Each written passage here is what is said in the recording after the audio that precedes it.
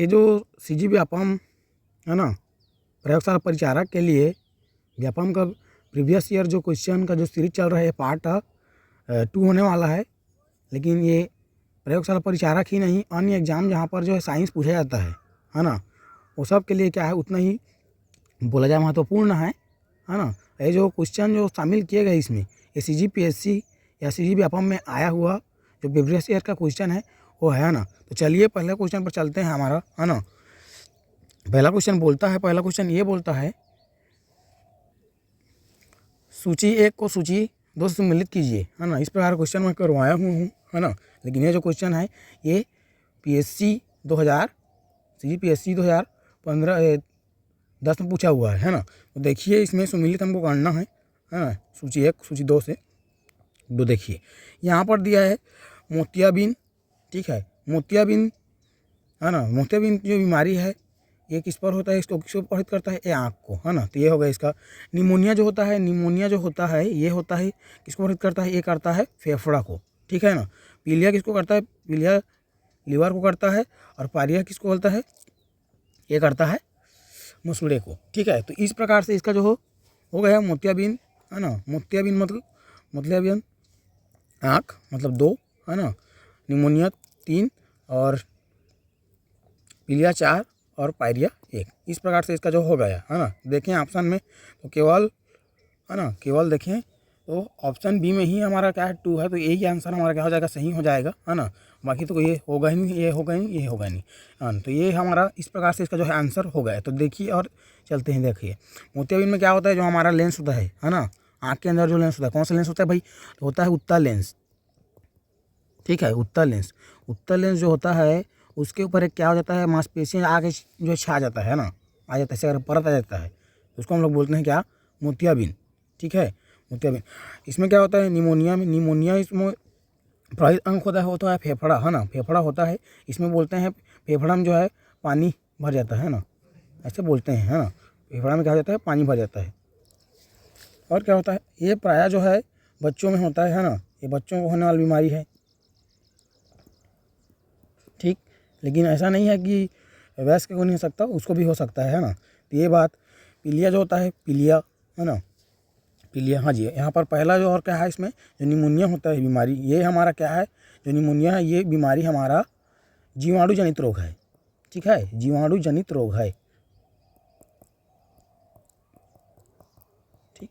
तो ये बात जो है याद रखना। अब आता है पीलिया क्या होता है भाई, पीलिया ये क्या करता है, पीलिया बिल्कुल यकृत को जो है ना, लीवर जिसको हम लोग बोलते हैं इंग्लिश में यकृत, है ना। इसको क्या करता है, ये करता है इसको प्रभावित।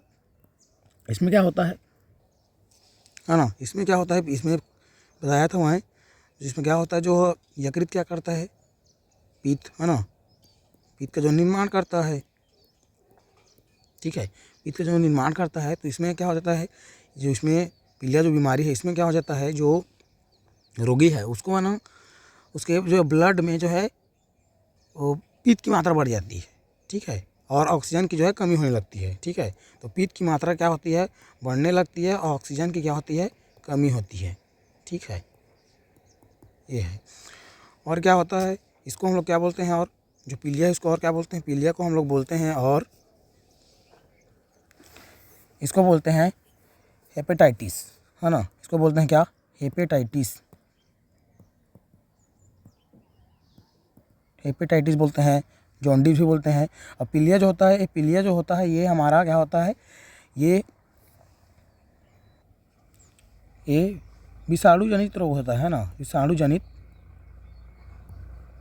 जो है रोग होता है। इतना बात जो है याद रखना। अब आता है पायरिया। इसमें क्या होता है, इसमें होता है जो हमारा जो मुँह है ना, उसमें जो है बदबू आने लगता है, और जो दांत है उससे ब्लड निकलता है ना, दांत से क्या होता है, ब्लड निकलता है। इतना बात जो है याद रखना। और ये पायरिया से व्यापम में कई प्रकार के जो है प्रश्न जो है पूछा हुआ है ना। चलिए चलते हैं नेक्स्ट क्वेश्चन पर।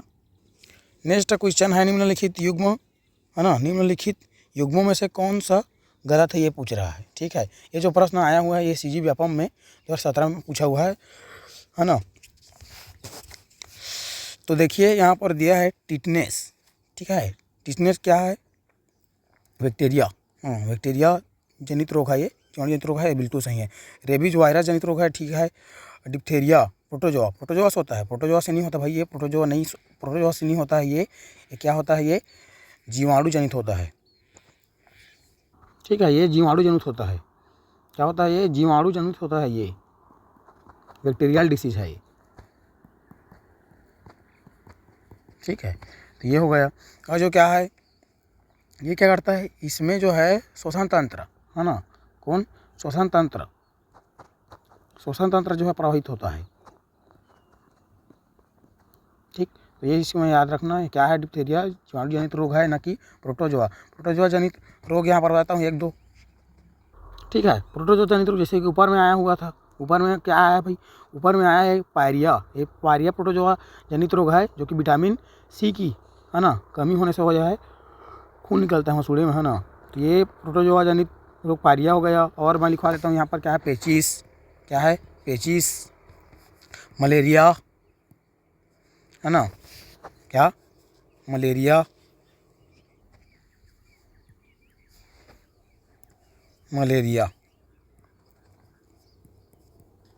ठीक।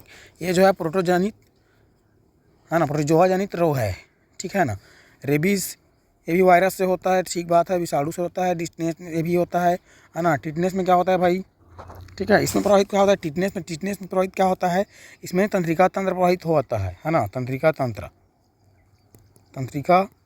तंत्र पेशियाँ भी इसमें प्रभावित होता है, ठीक है। इसमें इतना ज़्यादा करता है कि आदमी का जो शरीर है वो धनुष के आकार हो जाता है तन के, इसीलिए उसको क्या बोलते हैं, धनुष टंकास्कार बोलते हैं। लॉक जो है ना, लॉक जा जो डिसीज बोलते हैं, इसी को बोलते हैं टिटनेस को, ठीक है। तो ये याद रखना है। रेबीज में क्या होता है, ठीक है। रेबीज को हम लोग एक और नाम से जानते हैं, क्या, हाइड्रोफोबिया, ठीक है। हाइड्रोफोबिया मतलब पानी से डर, फोबिया, ठीक, पानी से डरता है, ठीक है, कुत्ते काटने से होता है, ठीक, ये होता है। और ये लार ग्रंथि जो तंत्रिका तंत्र है उसको जो है प्रभावित करता है, ये भी है ना, तंत्रिका तंत्र क्या करता है, ये भी प्रभावित करता है। तो ये इतना बात जो है याद रखना। इस क्वेश्चन का जो ऑप्शन करेक्ट आंसर जो होगा वो ऑप्शन क्या है, सी है, ठीक है। चलते हैं नेक्स्ट क्वेश्चन पर। नेक्स्ट क्वेश्चन है हमारा, चींटी के काटने पर उत्पादित अम्ल कौन सा होता है और चींटी के डंक में कौन पाया जाता है, ये पूछ रहा है। फोलिक अम्ल, है ना, फोलिक अम्ल, मैलिक अम्ल, फार्मिक अम्ल और टाटरिक अम्ल। तो इसका ऑप्शन क्या हो जाता है, जो है बी हो जाता है, हालांकि आगे पीछे हो गया है, ऑप्शन बी फोलिक, है ना, फोलिक अम्ल बोलता हूँ, फार्मिक अम्ल जो है सही हो जाता है, ठीक है। फोलिक अम्ल किसमें पाया जाता है भाई, ठीक है। जो फोलिक अम्ल होता है ये विटामिन B9, है ना, विटामिन क्या, B9, इसका जो है नाम है, रासायनिक नाम है ना। और ये इसके कमी से कौन सा रोग होता है, इसके कमी से होता है एनीमिया, खून की कमी, ठीक है। मैलिक अम्ल जानता है, उधर बताया हूँ पिछले जो वीडियो में है, उधर बताया हूँ, इसमें सेब में पाया जाता है भाई, है ना। फार्मिक अम्ल बारे में बताया, चींटी के डंक में पाया जाता है। और इसका जो फार्मूला होता है क्या होता है, ये होता है, ठीक है। इसको और क्या बोलते हैं, मेथेनोइक अम्ल, ठीक। टाटरिक अम्ल किसमें पाया जाता है, टाटरिक अम्ल पाया जाता है इमली में, है ना। ये टाटरिक अम्ल किसमें पाया जाता है, ये इमली में पाया जाता है, ठीक है, ये इमली में पाया जाता है, ठीक है। तो इतना बात जो है याद रखना। फोलिक अम्ल क्या, विटामिन B9 का रासायनिक नाम होता है, ठीक है। और एनीमिया होता है इसके कमी से, ठीक है। मैलिक अम्ल शरीर में पाया जाता है, फार्मिक अम्ल चींटी के डंक में पाया जाता है, इसका और नाम क्या है, मेथेनोइक अम्ल, फार्मूला ये है। टाटरिक अम्ल इमली में पाया जाता है। चलिए नेक्स्ट क्वेश्चन पर चलते हैं, है ना। नेक्स्ट क्वेश्चन है, पेनिसिलिन की खोज किसने की थी, इसको सब जानते हैं, अलेक्जेंडर फ्लेमिंग। ऑप्शन सी क्या हो जाएगा, करेक्ट आंसर हो जाएगा। ये पहला जो क्या होता है, पहला एंटीबायोटिक बोलते हैं प्रतिजैविक, क्या बोलते हैं, प्रतिजैविक, हाँ ये था, ठीक है। इसका जो है खोज कौन किया था, ये जो खोज किया गया था, जो निमोनिया जो बीमारी होता है ना, पीछे हम लोग बताया निमोनिया, है ना, उसके उपचार के लिए जो है खोज इसका किया गया था। माइकल फैराडे क्या होता है, इसके बारे में बताए थे, विद्युत अपघट्य नियम, है ना, कल वीडियो में जो है बताए हुए थे। चलते हैं नेक्स्ट क्वेश्चन पर, ठीक है। नेक्स्ट क्वेश्चन है हमारा, डायनामाइट के आविष्कारक निम्नलिखित में कौन सा है, मतलब ये जो पूछा है अभी जो लेटेस्ट पेपर हुआ है ना SI 2023 में मेंस में, इसका जो है इसमें आया था क्वेश्चन है।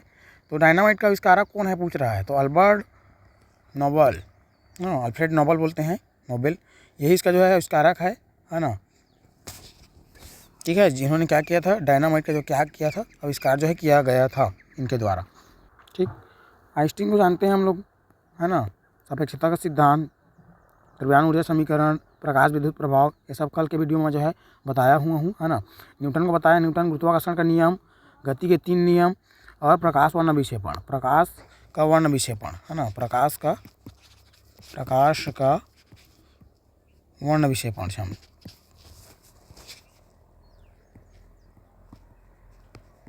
ठीक हिंदी जानते हैं। इसको कब दिया था, 1666 में। ठीक है, क्या होता है बताते हैं एक मिनट बाद। ये क्या है, मैडम क्यूरी जानते हैं हम लोग, रेडियो एक्टिविटी अथवा रेडियम के खोज के लिए, है ना, और पोलोनियम की खोज के लिए। ठीक है, जिसमें इनका क्या था, पति पीरे क्यूरी भी क्या है शामिल था। ठीक है, प्रकाश का वर्ण विक्षेपण क्या है भाई, प्रकाश का वर्ण विक्षेपण जब श्वेत प्रकाश को, ठीक है, किसी भी प्रिज्म से क्या करेंगे, गुजारेंगे, तो अपने अभी 7 रंगों में क्या हो जाएगा, ये विभक्त हो जाएगा। ठीक है, ये होता है प्रकाश का वर्ण विक्षेपण। जब श्वेत प्रकाश किसी प्रिज्म से होकर गुजरती है तो अपने अभी 7 रंगों में क्या हो जाती है, विभक्त हो जाती है। इस घटना क्या बोलते हैं, प्रकाश का वर्ण विक्षेपण बोलते हैं।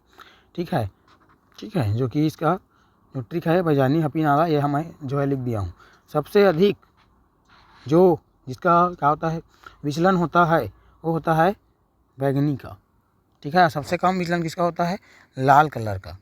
ठीक है, तो पूछे यदि तरंग दैर्घ्य सबसे अधिक किसका होगा, तरंग दैर्घ्य सबसे अधिक किसका होगा, है ना, ये आप कमेंट पर बताएंगे। ठीक है, तो ये आज के लिए बस इतना ही, मिलते हैं नेक्स्ट वीडियो में, तब तक के लिए। और हाँ, और अन्य इस प्रकार का वीडियो और चाहिए तो आप लाइक कमेंट सब्सक्राइब कर सकते हैं। ठीक है, यदि आपको अच्छा लगा वीडियो तब। ठीक है, चलिए मिलते हैं नेक्स्ट वीडियो में।